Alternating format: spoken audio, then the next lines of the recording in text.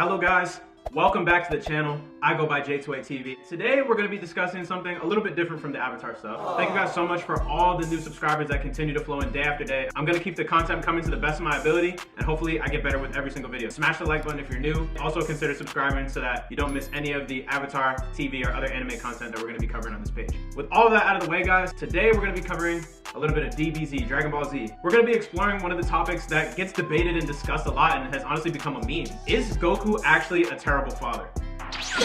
Okay, that's it. Video's over.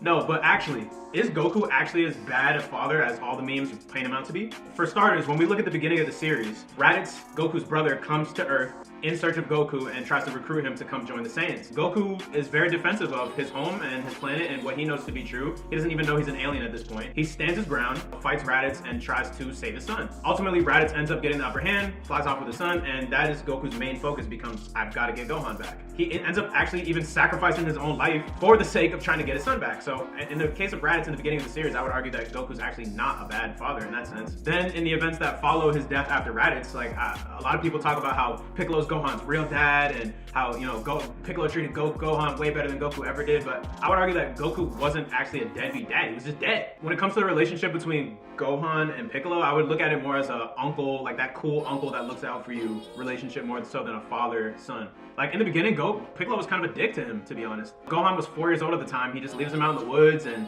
you know, ultimately Piccolo was aware of how strong Gohan is, and also like this is not real circumstances. You know, this is an all-powerful 4-year-old being that almost one-shotted Raditz. So you give us a little bit of leeway there, but he didn't really treat him the best. So I wouldn't really argue that Piccolo was so much better of treatment to Gohan at that time than Goku. Now, when it comes to Chi-Chi, Goku has always kind of been avoidant of her in favor of training and just kind of always not really wanted to be around her. He didn't even really want to marry her in the first place in the beginning. Like that was more Chi-Chi doing. So you have a way bigger case for Goku being a terrible husband than for a father, in my opinion. But let's keep going. So then you get to the Namek saga, right? Okay, Namek. No one forces Gohan to go to Namek. They're in search of the Dragon Balls. You know, they get everything ready, the radar. Mind you, Goku's still dead at that time. Gohan's like, you know what? I'm going with Krillin, we're going to Namek to get the Dragon Balls. So they go, unbeknownst of all the trouble that awaited them, but they decide to go. Goku didn't force anyone to go, they just did that. So then Goku becomes aware of how much trouble they're in and, you know, gets on a ship and immediately goes to Namek. Goku essentially gets there. Gohan's neck is broken, completely got jacked up by Raccoon. Raccoon just absolutely just destroyed this kid, right? Krillin's all jacked up. Goku comes to the rescue again. Here comes Papa Goku once again to the rescue to save his son. You know, gives him a sense of being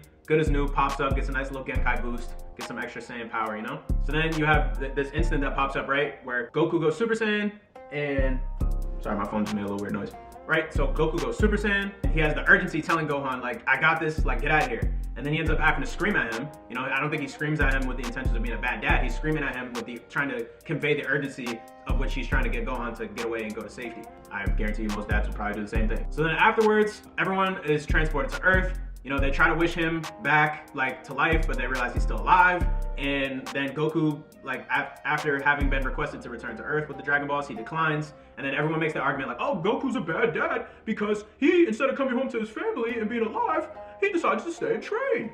But it's like, yeah, he realized like, oh my God, there's so many threats out there that are so much stronger than me, potentially. Like, I need to get stronger so that if something does end up coming up, I can be strong enough to, you know, basically protect my family, protect my friends, and the Earth. Completely understandable. I understand the logic there, I get it. So then afterwards, he comes back, you know, greets his family, greets Gohan, says hello to everyone after realizing that Trunks handled business. And the next instance between like really where you see Gohan and Goku interact is when they train in preparation for the androids coming. So yeah, Piccolo is there and training with them as well, but there's a lot of one-on-one time between, you know, Goku and Gohan. And Goku actually spends a lot of time at home. And then afterwards, like once you enter into a little bit deeper into the Android Dash Cell saga, you have Goku training with Gohan in the hyperbolic time chamber. So now Vegeta and Trunks, when you look at how they trained in the hyperbolic time chamber, Vegeta wanted nothing to do with Trunks and they barely talked to each other the entire time. Vegeta ascended, Trunks secretly ascended, and that was that. Goku, on the other hand, he pays way more attention to training Gohan than he does to himself.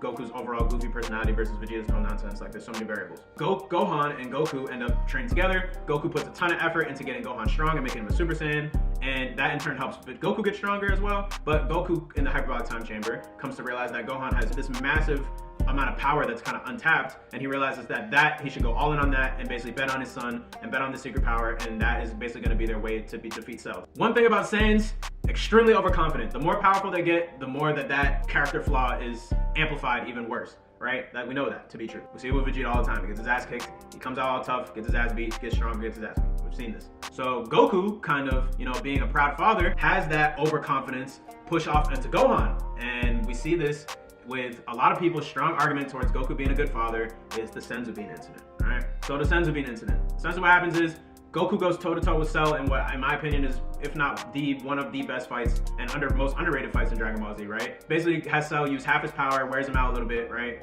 And basically Goku gives up and says, I have someone that's stronger than me that can beat you. Everyone's like, whoa. Gohan doesn't really believe it, but then we come to realize that while Gohan was watching Goku fight, he was actually comparing the fight and what he saw Goku doing to his own power and thought that Goku wasn't trying, but it was actually just because Gohan was so much stronger, it looked like slow motion to him, essentially. And so Goku says, son, I know you're strong enough to go, like I have full confidence in you, overconfident in you, go do your thing, except Goku being the fight enthusiast that he is and just that sane overconfidence-ness, throws a Senzu Bean to Cell, essentially allowing him to power up. Not only does he get a Genkai boost, but he also gets returned to maximum strength. All because Goku wanted to prove, basically make a statement to Gohan, all his friends, and to the universe that, hey, you don't really need me. Like, if Gohan's stronger than I am, which I believe to be true, then the universe is set, essentially, because this kid's got the GOAT. He got it. He's him. As, you know, Gohan's kind of fighting with Cell, and he's getting his ass kicked and, you know, literally stomped into the ground. Piccolo goes, hey, maybe Gohan is really not as much like you as you think. You know, he's this half Saiyan, half human. You know, he doesn't really have a love for fighting. He's more of a gentle spirit, and hey, by the way, he's also like 13. Did Goku like kind of have a change of heart and think he might have made a mistake in this moment?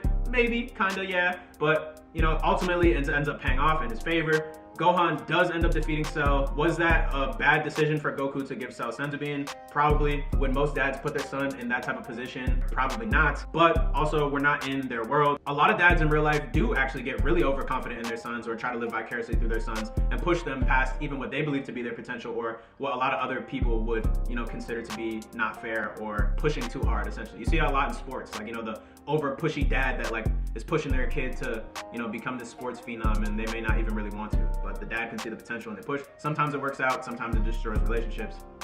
I'm not a dad, can't comment.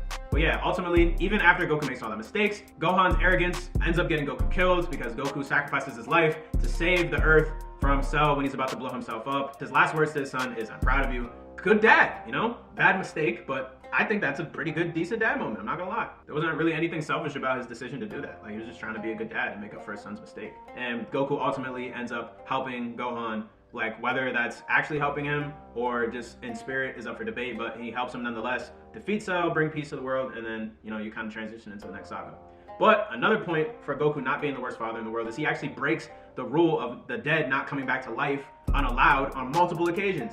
He does it with Cell, and then also, even though it's not canon, in the BoJack movie, Goku literally uses instant transmission to come from the afterlife into the real world to punch BoJack in the face, and then also, you know, catch Gohan and kind of tell him like, hey, like, wake up, little dude, like, we trying to get active, like, let's get to it. You know, breaking rules of the dead in the afterlife, sacrificing your life on multiple occasions.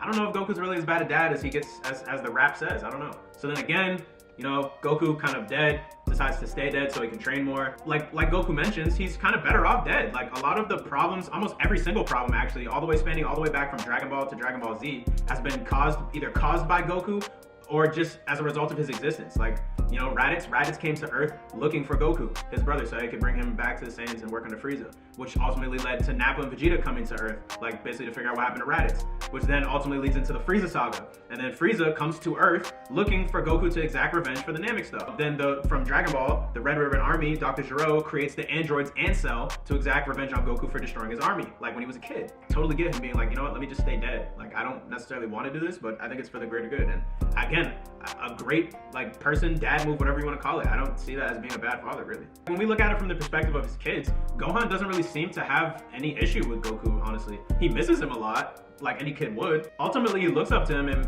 wants to make him proud. When Gohan's getting trained to fight Super Buu by the Kais, he actually requests to have Goku's gi while training. Like, if you have a bad relationship with your dad, I don't think you're necessarily trying to rock his gear and, you know, trying to swag out like your dad if you don't really have a good relationship with him or look up to him at all. I think some of the greatest points of Goku not being the best dad could come in regards to Goten. But even still, like, as I'll point out, it's a greater case for Goku being a terrible husband versus being a dad. Goku meets Goten, and, you know, they have this little cute moment and everything, but as the viewer, then you come to realize, like, wait a minute. Not only has Goku not checked on his family this entire time from his Cell death all the way up until the Buu saga where we see him, but Also, he has no idea that he has another kid. And so when Goku first meets Goten, Goten's already 7 years old. But yeah, all the memes I think are hilarious, but as a fan, when you actually break this down from a media perspective, although he's made some questionable choices, what dad hasn't made certain mistakes or questionable choices?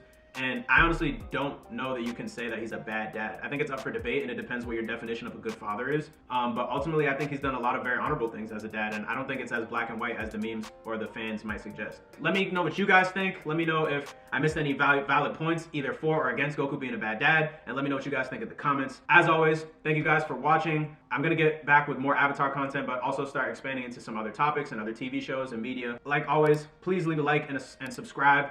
Guys, thank you so much for watching. Until next time, J2A TV out.